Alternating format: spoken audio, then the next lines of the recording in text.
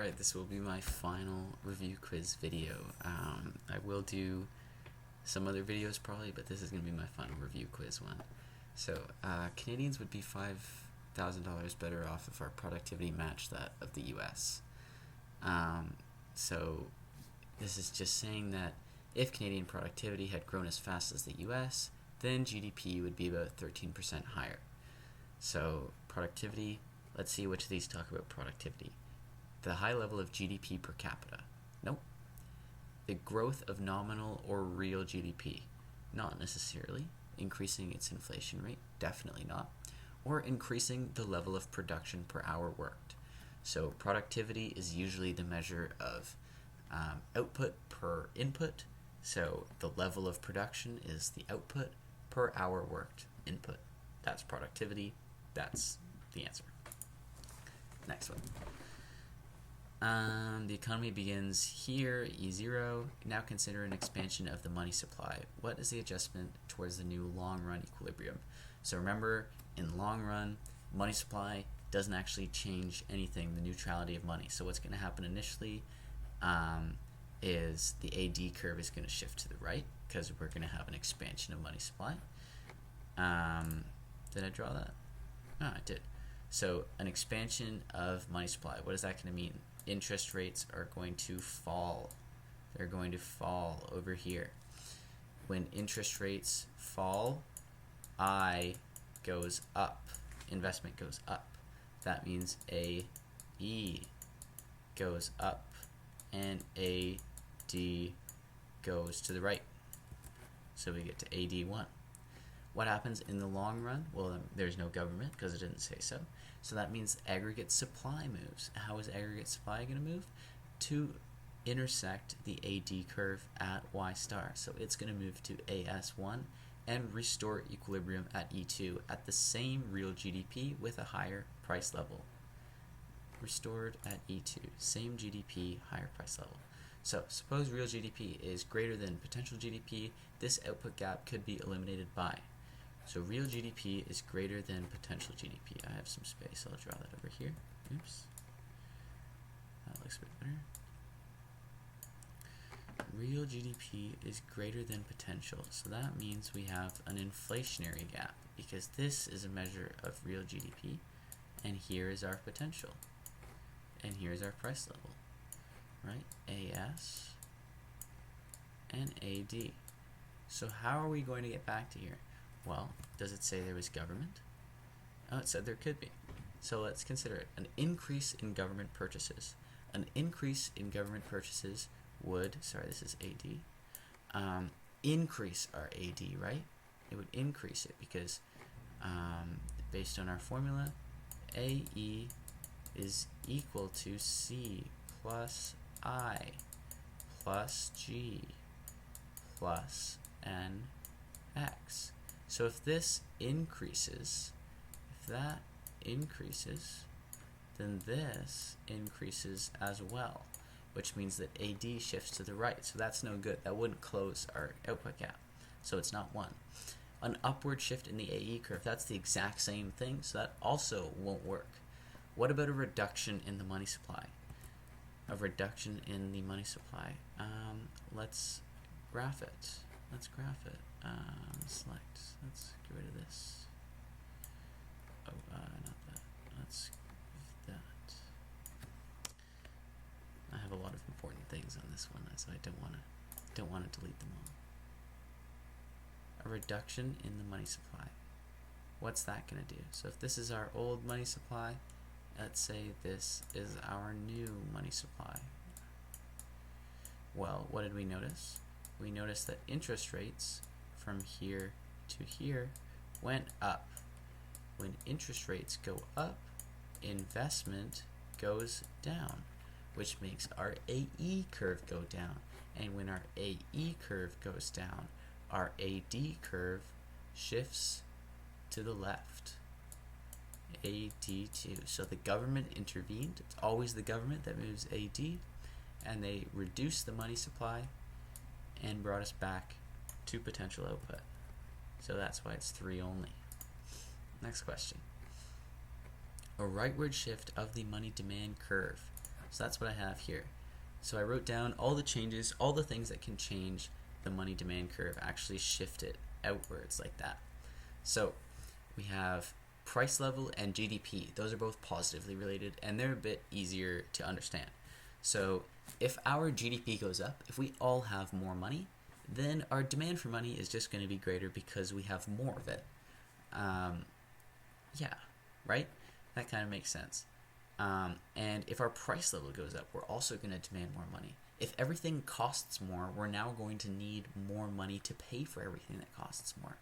That's why that is. And the last thing here is the interest rate, and that is negatively related. And the textbook writes it as an increase in the interest rate increases the opportunity cost of holding money and leads to a reduction in the quantity of money demanded. A reduction of quantity demanded.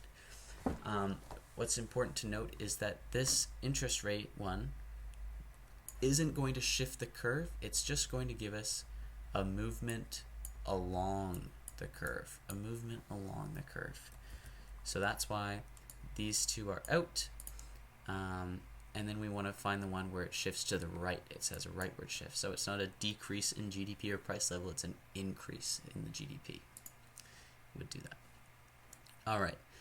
Consider the supply and demand of money. When the price level increases, ceteris paribus, it causes households and firms to try too. Ceteris paribus came up a bit more in micro. It just means if nothing else changes. If that's the only thing that happens. That's what ceteris paribus means. So what happens if the price level increases? Well, when the price level increases, we get to MD2, right? It shifts out. We have a greater demand for money. So now if I can erase these arrows, hopefully, nice. This was our old equilibrium interest rate. Here's our new equilibrium interest rate. Old, new. Notice it's higher. It's higher, right? What does that mean? So, well, actually, that's the whole question. They want to increase their money balances because they need to pay for stuff more, and that drives interest rates up. That's also going to make investment go down, right? And then our whole process is going to happen again. Next one, opportunity cost. We covered that. The economy is experiencing an undesired inflationary gap. The Bank of Canada could. So if they have an inflationary gap over here, how do they get rid of an inflationary gap? The Bank of Canada. So the Bank of Canada, what they do is they regulate the money supply. So they can change the money supply. What's important is some of these say the demand for money. The Bank of Canada can't change your demand for money, right? So those are instantly out. They can't change your demand for investment either. But what they can do is they can change the supply. So one of these three things. And now, which one do they want to do? Do they want to increase or decrease the supply of money? So if we're in an inflationary gap, that means that there is too much money in the economy, right? We have inflation, our currency has been depreciated, etc. So they want to decrease the supply of money. They want to decrease. And we can show that, right? What happens when they decrease the supply of money? I'll graph it for you. So decreasing the supply of money. Here is our MD curve. And here is our MS. What's going to happen when they decrease the money supply? Well, it's going to raise our interest rate. It's going to raise our interest rate. And when interest rates go up, that makes investment fall. That's a great eye. Investment falling, of course, makes our aggregate expenditure fall, which makes our AD shift to the left. So in the event of an inflationary gap, that's not very good. Right there, AD and AS. We want our AD to fall just like that, which would get rid of our inflationary gap and bring us back to long run equilibrium.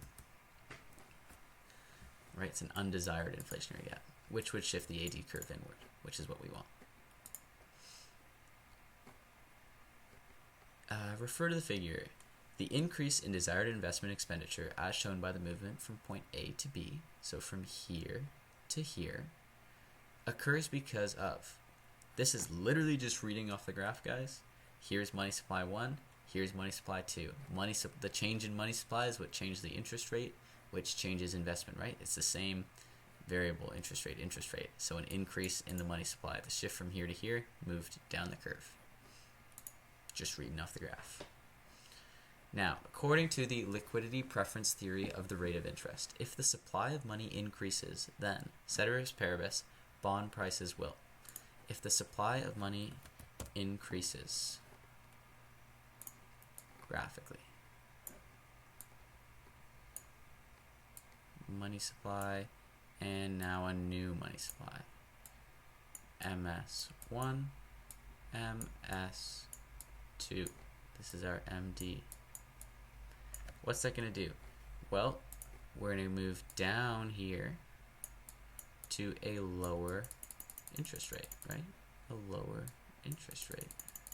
I know, it's a straight line. And this is going to be Q money, of course. Quantity of money. So what does that mean? At a lower interest rate? Well, our interest has fallen, which means investment rises. Investment rises. And how do we invest in things? How do we invest in things? We buy bonds. We buy bonds. That's what investing is. So, if the investment rises, that means that more of us want to buy bonds, which means the demand for bonds has increased. What does that do to bond prices? Bond prices increase. Price of bonds increases. So bond prices will rise, and we already noted that the rate of interest fell. That's that one. And we've already gone over this. This is just the neutrality of money. That's pretty simple. The last concept I want to discuss, which I didn't get in any of my practice quizzes because I've only been doing them twice, just so you guys didn't have to watch like hour-long videos, is the present value. So present value is refers to the value of something now with reference to a future stream of benefits. So a bond is the most common example. So the bond price, the price that it sells at on the market, is the present value. Bond price equals present value. Now, what is the PV equal to? So the PV is equal to the stream of benefits, we'll call them R, divided by 1 plus the interest rate to the power of t, to the power of years. How that works. Let's give an example of a bond that pays $100 first year, then $200 second year, and $300 in the third year. What is the present value? So the present value of this bond is not $600, right? Because you're not getting all that money at once. So you may loan them out $600, but you won't do that. You're going to loan them out whatever the present value of the bond is, and then they're going to pay you back $600. That's why you'd give them a bond. If you were just loaning someone $600 and then they pay you back $600, you might not do that. You might do it if it's $5. But if it's a larger amount of money, you're going to want to earn some kind of return on it because there's something else you could be doing with that money, right?